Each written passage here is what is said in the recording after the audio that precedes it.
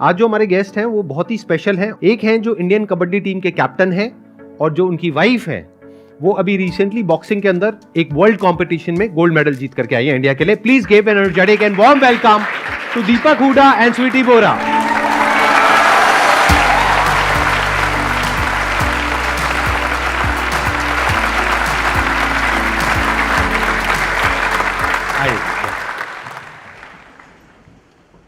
आप थोड़ा सा बताएंगे कि आप लोग कैसे मिले, और शादी तो अभी आई थिंक लास्ट ईयर हुई है last year, if I am not हाँ रॉन्ग, जी, राइट? हाँ जी। तो किस तरह से आप लोग मिले? मतलब is it a love marriage, arrange marriage?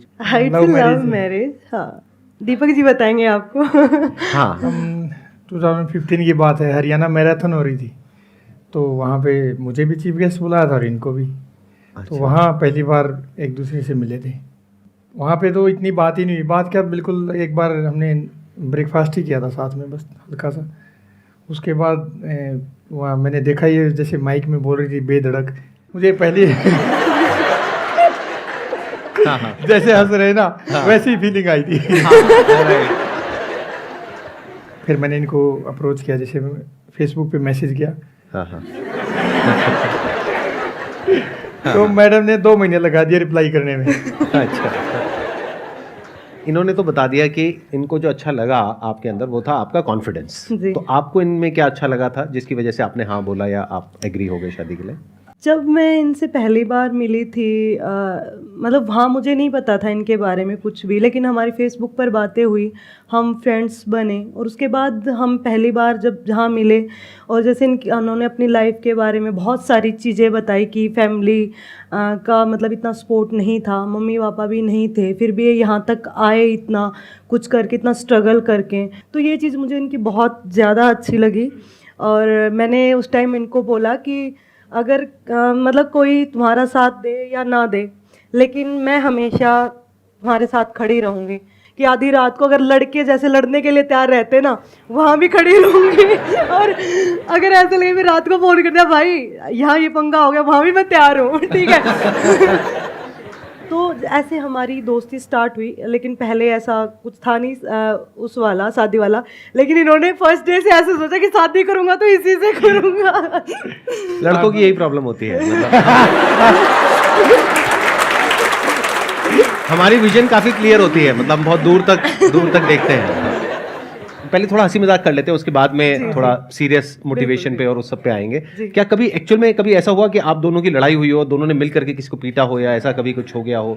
नहीं, किसी को वैसे मिलके पीटा तो नहीं आपस में। हाँ, लेकिन एक बार एक झगड़ा हो गया था, ऐसे था तो फैमिली का ही, तो मैं तो इतना बोल नहीं सकता था। अच्छा। तो मैं वैसे कम ही बोलता हूँ, वैसे मैं ज़्यादा सीरियस टाइप। तो मैं ऐसे बैठा था, वो मुझे बोल रहे कुछ, अब गलती भी उनकी, काफ़ी देर होगी, स्वीटी बैठी देख रही, मैं कुछ नहीं बोला, मैं चुपचाप सुन रहा। इसको आया गुस्सा, इसने उनका गला पकड़ के उठा दिया।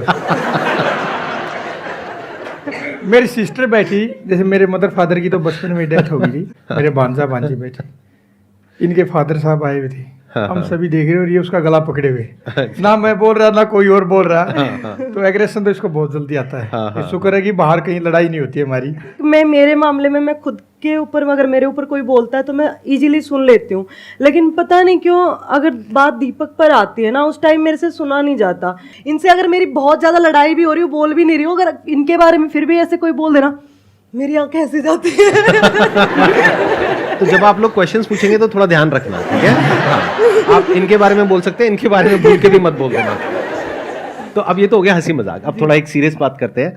आप दोनों ही हमारे देश के लिए गोल्ड मेडल लेकर के आए हैं अलग अलग स्पोर्ट्स में, तो इसके लिए कितना डिसिप्लिन चाहिए? डे टू डे बेसिस पे कितने सालों तक कितनी मेहनत करनी पड़ती है? अपनी फिटनेस के ऊपर काम करना पड़ता है, अपने स्किल्स के ऊपर करना पड़ता है, अपनी प्रैक्टिस करनी पड़ती है, तब जा करके कहीं कुछ आप इतना बड़ा अचीव कर सकते हैं। तो हम सब आपसे ये समझना चाहेंगे कि ये जो डिसिप्लिन है आपके अंदर, ये किस तरीके से आप कंसिस्टेंटली इसको कैसे मेंटेन करते हैं आप दोनों? देखो, कोई भी फील्ड में जो अच्छा कर रहा है, जैसे आप हैं या कोई भी है, हार्डवर्क तो सबको करना पड़ता है, लेकिन एक एथलीट की लाइफ ना थोड़ी डिफरेंट होती है। हम पढ़ाई सर्दी बारिश गर्मी है तो एसी में लेट के भी कर सकते हैं, सर्दी है हम अपनी रजाई में दुबक के पढ़ाई कर सकते हैं, लेकिन हमें तो वही सुबह 4 बजे उठ के, चाहे सर्दी हो चाहे बरसात हो रही, प्रैक्टिस के लिए जाना पड़ेगा।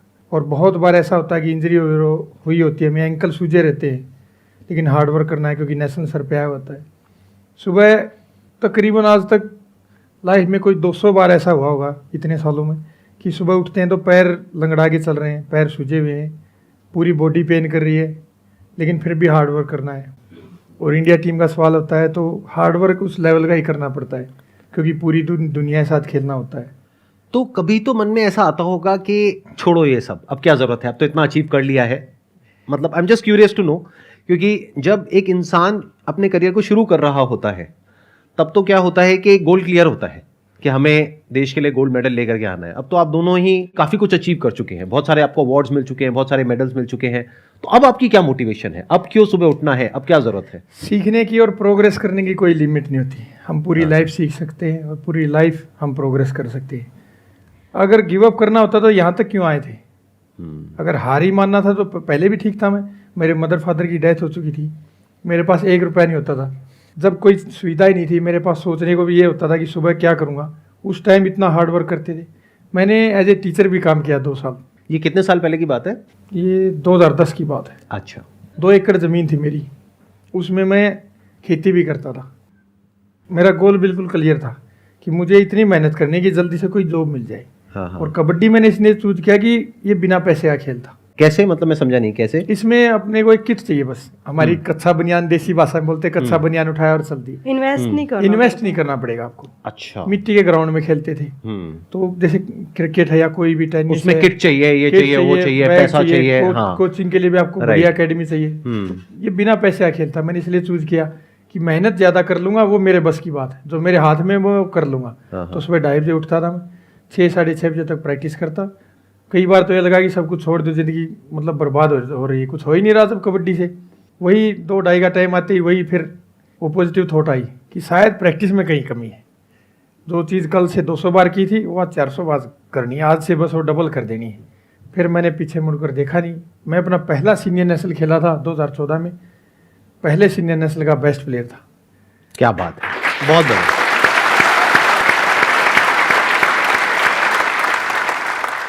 थोड़ा सा आप भी बताइए अपने बारे में कि आपने किस तरीके से ट्रेनिंग करी, कब शुरुआत करी, और क्या कभी आपके भी माइंड में ऐसे थॉट्स आते थे जैसे सबके माइंड में आते हैं? ये क्वेश्चन बहुत ही कॉमन है कि करने का कभी मन करता है, कभी नहीं करता है, कभी मन करता है करना है, कभी लगता है छोड़ दो सब बेकार है, जब भी फेलियर मिलता है या कोई प्रॉब्लम आती है। बिल्कुल, हम भी ह्यूमन ही हैं, हम कोई अलग प्लेनेट से नहीं आए हैं, तो हमारे माइंड में भी ये चीज़ें होती है और चलती है। लाइफ है, अप डाउन होता रहता है और बहुत सारे अप डाउन आए हमारी लाइफ में। जब मैंने स्टार्ट किया था तो मैंने भी अपने घर की जिम्मेदारी उठाने के लिए स्टार्ट किया था, और उस टाइम हमारे पास खाने के लिए, रोटी के लिए भी हमें सोचना पड़ता था।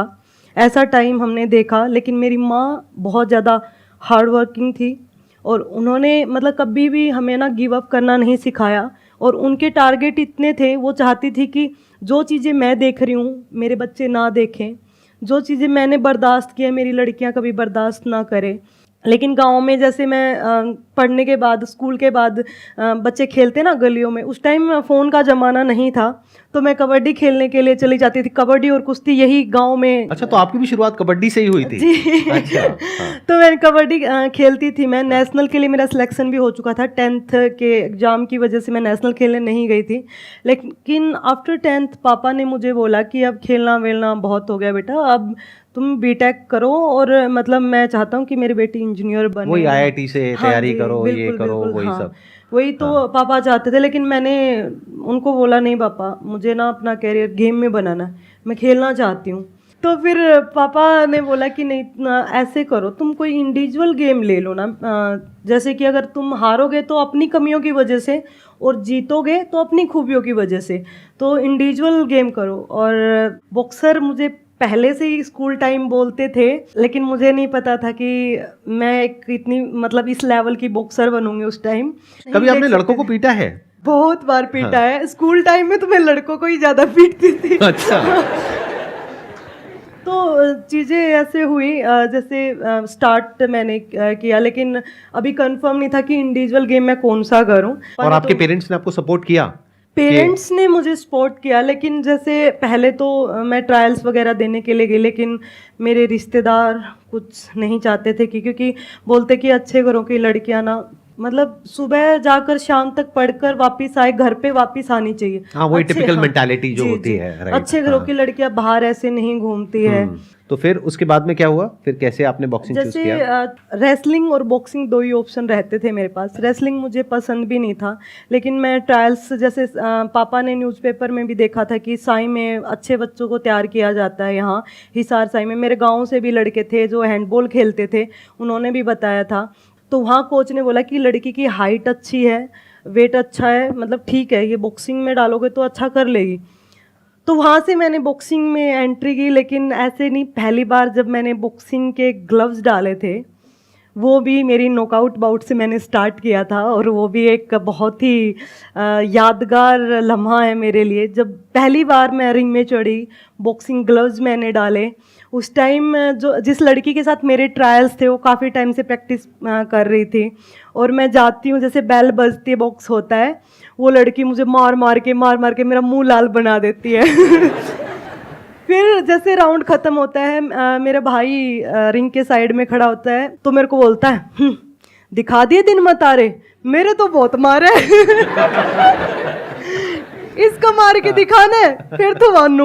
मेरे को इतना गुस्सा आया, क्योंकि मैं सबको, मतलब ऐसे नहीं था, मेरे अंदर बहुत ज़्यादा पावर थी, तो कोई बोलता नहीं था इतना कि मतलब उल्टा पुल्टा। मैं गई और जाते ही मैंने उस लड़की को, अब पता है उसको अपर कट बोलते हैं, मैंने उसको पेट में इतना ज़ोर से मुक्का मारा, वो लड़की वहीं गिर गई। वो मेरी लाइफ का पहला नॉकआउट था, और मेरे गेम में वो पहली मेरी एंट्री थी बॉक्सिंग में। और उस टाइम जो कोच थे, उन्होंने बोला कि एक दिन आपकी ये लड़की वर्ल्ड में बहुत आपका नाम करेगी और वर्ल्ड में चैंपियन बनेगी, और वो लड़की आज आपके सामने वर्ल्ड चैंपियन बनकर बैठी हुई है।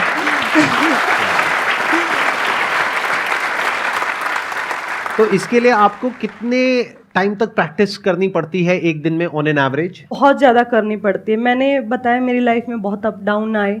जब स्टार्टिंग मैंने गेम में एंट्री तो कर ली थी, लेकिन मुझे वहाँ घर की साइड से, जब भी मतलब रिश्तेदारों की साइड से, पड़ोसियों की साइड से हरी झंडी नहीं मिली थी, तो ताने देते थे कि अगर इसको वहाँ भेज दोगे तो खाना कहाँ से खाओगे, शादी कहाँ से करोगे लड़की की, क्या चीज़ें कर सकते हो, मतलब सारा पैसा इसके ऊपर लगा दोगे तो मतलब कहाँ से क्या चीज़ें करोगे, और क्या ज़रूरत है, अब तो शादी करके इसको तो आगे ही जाना है।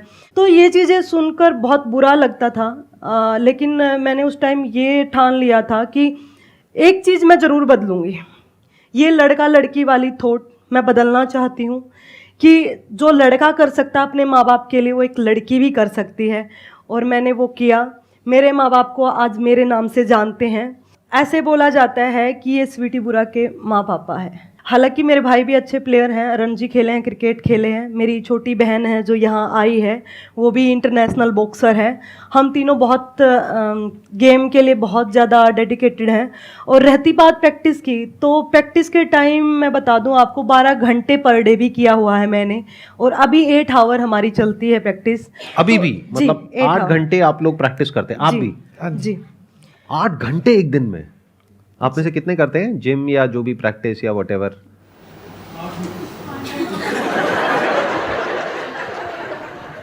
मैं बस ये मानती हूँ कि जो हम देंगे ना, वो हमारे पास वापस ज़रूर आता है लौट कर।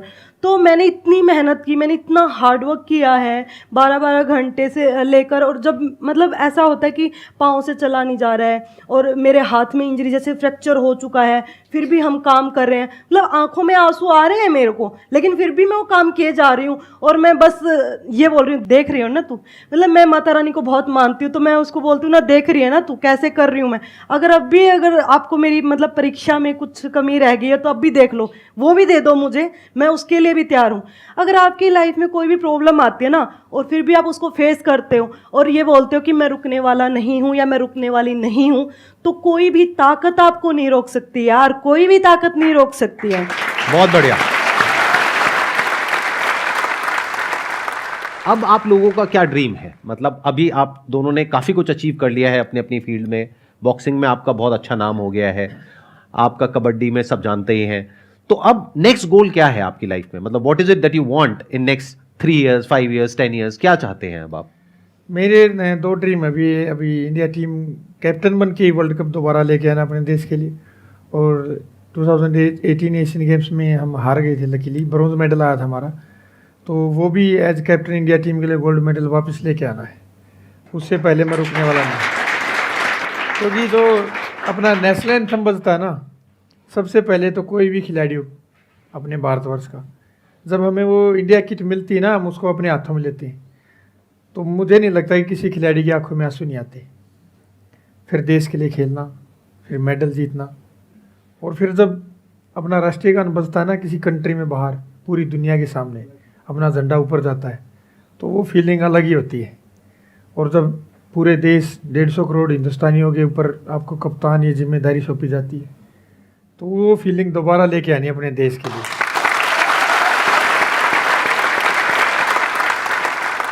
आपका क्या गोल है, आपका क्या प्लान देखिए है? मेरे पास सब में गोल्ड मेडल हो चुका है मेरे पास, लेकिन अभी एक ओलंपिक का गोल्ड मेडल रहता है मेरे लिए, और इसके लिए ना मैं दिन रात बहुत ज़्यादा मेहनत कर रही हूँ, और मुझे आप सबकी दुआओं की बहुत ज़्यादा ज़रूरत है।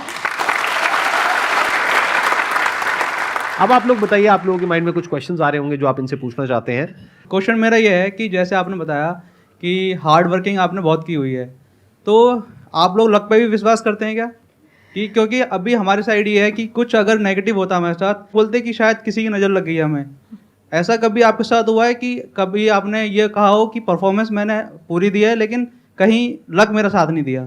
देखो, ये तो कभी कभी फील तो हो जाता है कि लगता है कि शायद मैंने इतना हार्ड वर्क किया, मैं उतना अचीव नहीं कर पाया, या कल मैं इतना अच्छा नहीं खेल पाया या किसी कंपटीशन के लिए। लेकिन ओवरऑल ऑप्शन एक ही होता है हमारे पास, हार्ड वर्क, क्योंकि उसको कोई नहीं छीन सकता। लक का तो गारंटी नहीं होती, लक में तो ये होता है कि लक साथ दे देता तो हो जाता। लेकिन मुझे पता है कि मैंने इतनी हार्ड वर्क कर रखा है कि मैं ये 100 मीटर स्प्रिंट 10 सेकंड में निकाल लूँगा, वो मेरे हाथ में है। अब वो पैर ट्विस्ट हो जाए या ना हो जाए, वो मेरे हाथ में नहीं है, या कोई दूसरा ज़्यादा मेहनत करके अपनी मेहनत की गारंटी ले सकते हैं हम, वो हमारे हाथ में है। तो हार्ड वर्क पे ही ज़्यादा बिलीव करता हूँ मैं तो। और इनके क्वेश्चन में ना दो फैक्टर्स हैं, एक लक है, एक ये कह रहे हैं नजर लग गई। वो लक नहीं है, वो तो अंधविश्वास हो गया। वो तो अंधविश्वास हो गया। तो क्या आप दोनों अंधविश्वास में विश्वास रखते हैं या लक में विश्वास रखते हैं? लक मतलब कि बहुत कुछ हमारे हाथ में नहीं होता, विच इज अ फैक्ट। गांव में वो बैल लेके आते थे, कुछ महाराज वगैरह गांव में आते थे पहले, नंदी बैल लेके। उस टाइम मेरे फादर जीवित थे, 2006-7 की बात है। तो उन्होंने बोला मतलब इसका बताओ थोड़ा अच्छा फ्यूचर। तो उसने एक तो मैं 26 साल में मार दिया था। 26 साल के हो जाओगे। अभी आपकी एज कितनी है? अभी मैं 29-30 हो हाँ, जाऊंगा। तो पार हो गए, ठीक है, पार हो गए, बढ़िया। तो बोले 26 साल, इनकी तो एज बहुत छोटी है। हाँ। पिताजी बोले कितनी है? बोले तो 25-26 साल ही जिएगा। और फिर बोले और कुछ अच्छा करेगा? बोले नहीं, ये दाल रोटी मुश्किल खाएगा। तो ये मैं आपको सच्चाई बता रहा हूँ, इन चीज़ों पर बिलीव मत करो। अगर आपने किसी भी फील्ड में आप अच्छा करना चाहते हैं, चाहे अपनी पढ़ाई में, अगर आप किताब उठा के पढ़ोगे ही नहीं तो दिमाग में कहाँ से पढ़ाई घुसेगी, आपकी नॉलेज ही नहीं जाएगी। तो वो हार्ड वर्क ही है। अब आपने बुक्स पढ़ी नहीं और बोलते मेरी किस्मत खराब थी इसलिए फेल हो गया, तो वो अंधविश्वास ही है। फिर जो अपना मतलब हार्डवर्क कर रहे हो या पढ़ाई कर रहे हो, कुछ भी कर रहे हो, बस खुद पर बिलीव होना चाहिए कि हाँ मुझे ज़रूर मिलेगा, और अपने कर्मा पे बिलीव होना चाहिए। और बिलीव करोगे जब ही मिलेगा। ऐसा नहीं कि मैं पढ़ रही हूँ और मुझे विश्वास ही नहीं कि यार पता नहीं क्या होगा, पता नहीं क्या होगा। अरे तूने काम किया है यार, खुद पर विश्वास करके मैंने इतना काम किया है, कुछ भी हो मैं कर लूँगा, बस दैट्स इट। ये एटीट्यूड लेकर चलते हो ना आप, तो आप किसी भी फील्ड में नहीं हार सकते, किसी भी फील्ड में। अब आपको नजर नहीं लगेगी।